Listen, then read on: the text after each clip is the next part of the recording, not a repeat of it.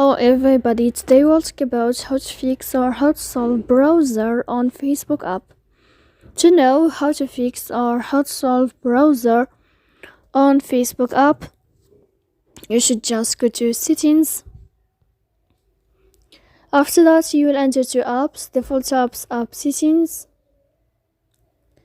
Here in this list, you will search about the application of Facebook.